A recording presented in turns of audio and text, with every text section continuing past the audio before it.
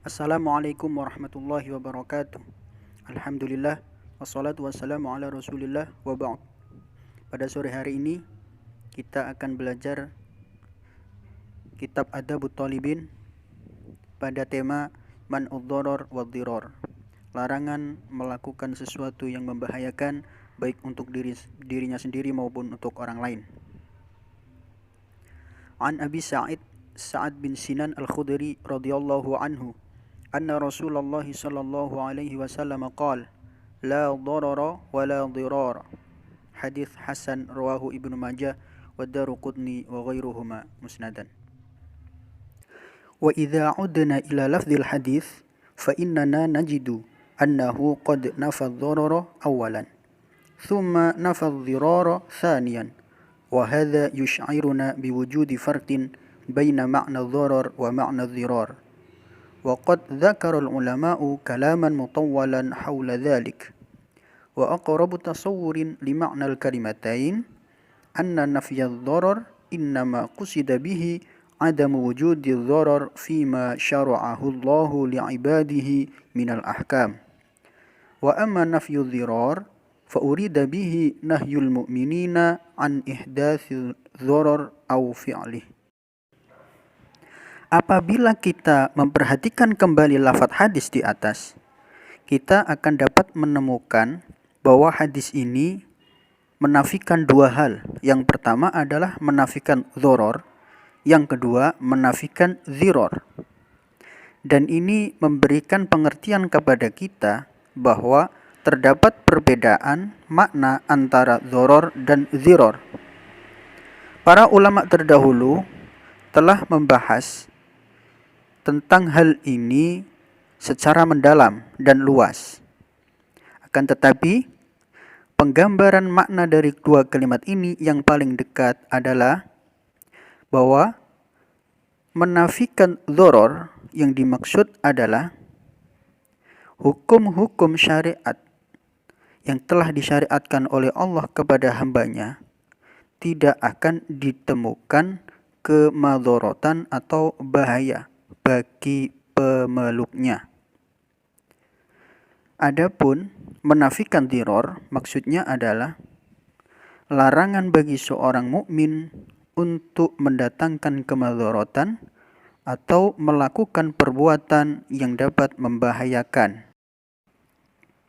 Wa min huna fa inna nafyad dharar yu'akkidu anna ad-din al-islami yurasikhu ma'ani ar-rahmah wa at-taysir وعدم تكليف الإنسان ما لا يطيق فلا يمكن أن تجد في أحكامه أمرا بما فيه مضرة أو نهيا عن شيء يحقق المصلحة الراجحة وإذا نظرت إلى ما جاء تحريمه في القرآن الكريم أو في السنة النبوية فلا بد أن تجد فيه خبثا ومفسدة مصداقا لقوله تعالى ويحرم عليهم الخبائث ومن ناحية أخرى فإن كل ما ورد في الكتاب والسنة من أوامر فالأصل أنها مقدورة داخلة ضمن حدود الطاقة وإذا عرض للإنسان أحوال تمنعه من إتمام الامتثال بالأمر الشرعي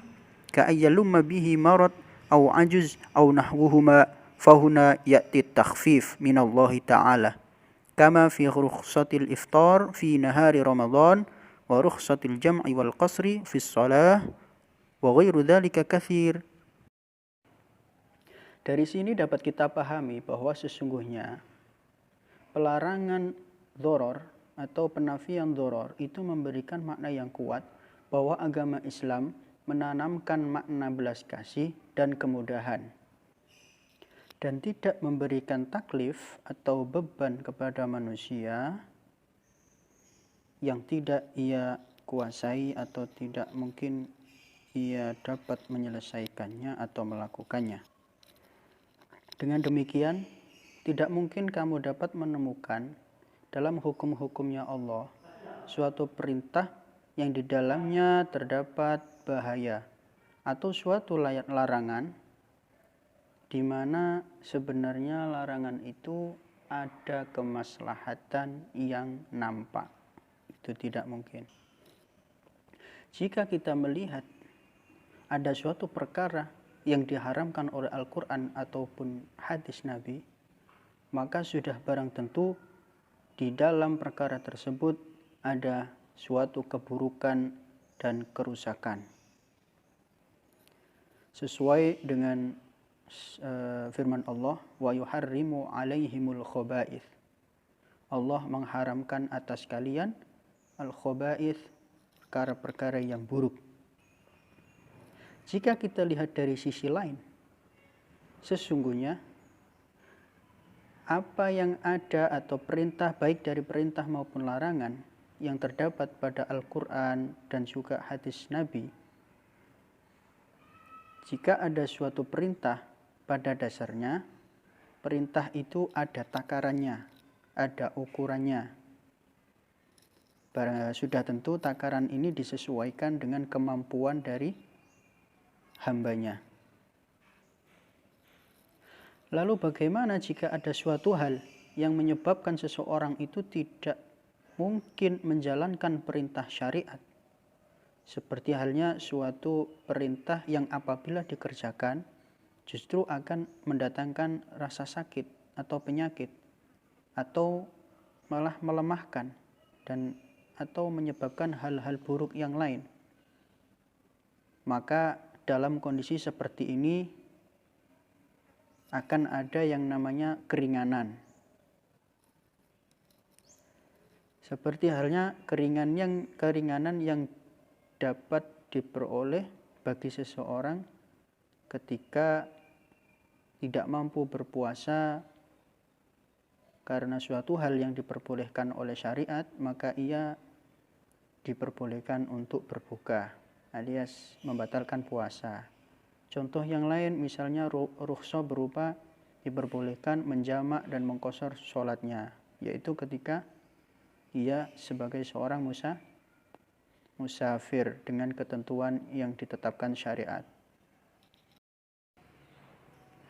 Ala anna ad-darar al-manfi fi ad-din la yatanawalu al-'uqubata wal-qisas لأن عقاب المجرم على جريمته هو السبيل الوحيد الذي يردع الناس عن انتهاك حدود الله والاعتداء على حقوق الآخرين بل إننا نقول إن هذه الحدود التي شرعها الله عز وجل هي مقتضى العدل والحكمة إذ لا يعقل أن نغلب جانب مصلحة الفرد على حساب مصلحة المجتمع كله ولا يعقل أن ننظر بعين العطف على الجاني ونتناسى حق من جني عليهم لذلك يقول الله عز وجل ولكم في القصاص حياة يا أولي الألباب لعلكم تتقون. Jika agama telah menafikan doror, lalu kenapa masih ada ukubah dan kisos? Kenapa masih ada balasan dan kisos bagi orang yang berbuat dosa? Bukankah hukuman dan kisos ini dapat menghalangi manusia untuk melakukan pelanggaran atas ketentuan-ketentuan Allah dan juga hak-hak sesama? Jika ada pertanyaan demikian, maka jawabannya adalah sesungguhnya had-had ini yang telah disyariatkan oleh Allah ini adalah tempatnya pada sifat keadilannya Allah dan juga hikmahnya. Kenapa? Karena tidak masuk akal jika kita mendahulukan kepentingan individu daripada kepentingan bersama.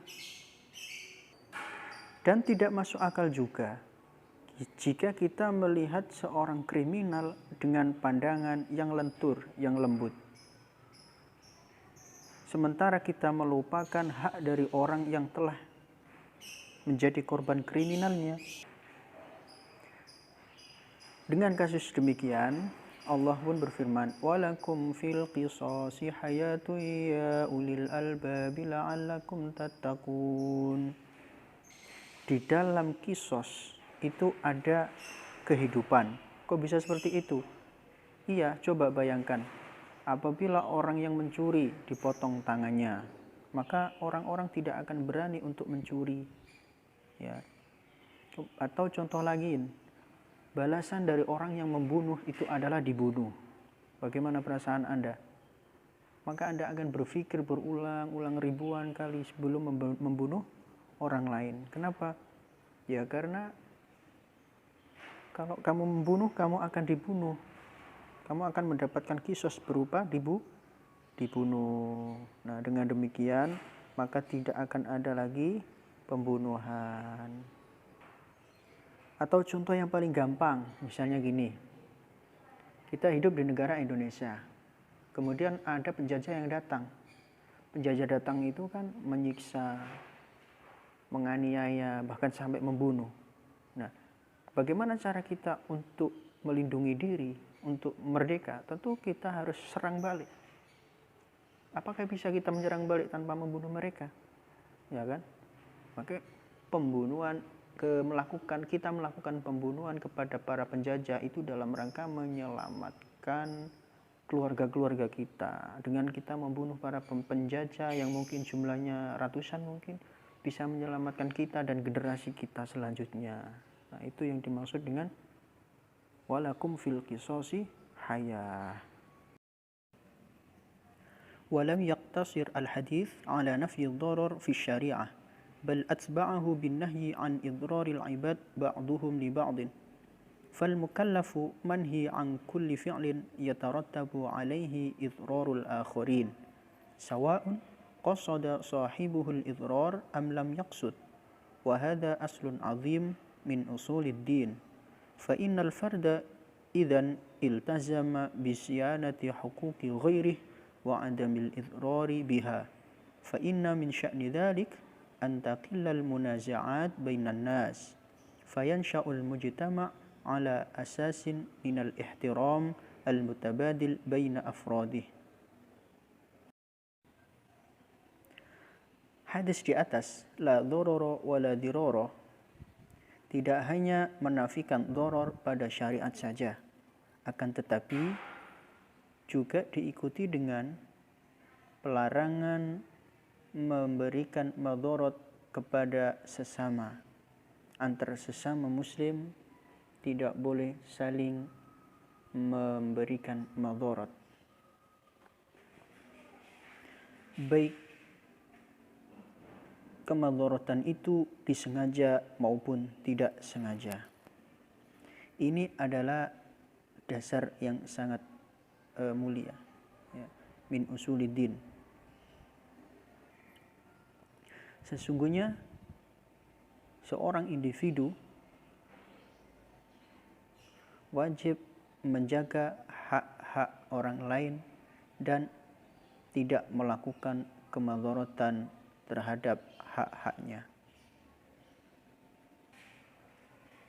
Termasuk menjaga hak orang lain adalah dengan meminimalisir perselisihan antara manusia. Dengan demikian, maka akan muncul sebuah masyarakat yang didasari dengan saling menghormati dan bisa saling mengisi kekurangan antara satu individu dengan individu yang lain.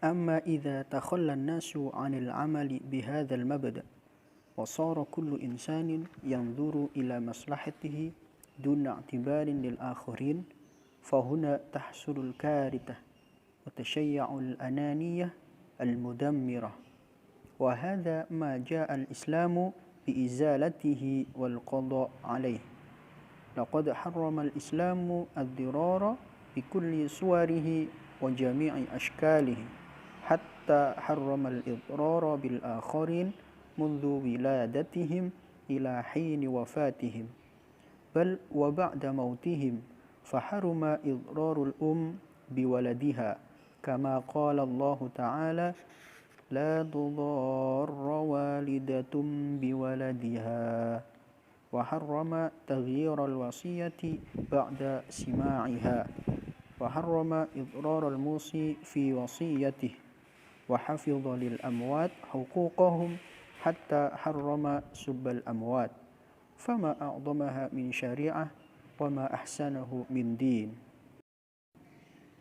Jika manusia tidak lagi mampu mempertahankan kepeduliannya terhadap sesama, lebih mementingkan kemaslahatan individunya, maka saat itulah bencana akan datang. Sikap-sikap egoisme itu akan mengantarkan mereka pada kerusakan. Dan karena alasan inilah Islam datang dan diturunkan untuk menghilangkan egosentris, menghilangkan ketidakpedulian terhadap sesama, dengan cara mengharamkan segala bentuk kemadharatan. Sampai-sampai Islam mengharamkan kemadharatan kepada orang lain sejak dilahirkan sampai kematiannya datang. Tidak sampai di situ, bahkan Islam mengharamkan orang bahkan setelah kematiannya. Maka diharamkan bagi seorang ibu memberikan kemadharatan kepada anak-anaknya. Seperti yang Allah firmankan, la tudarra walidatum biwaladiha.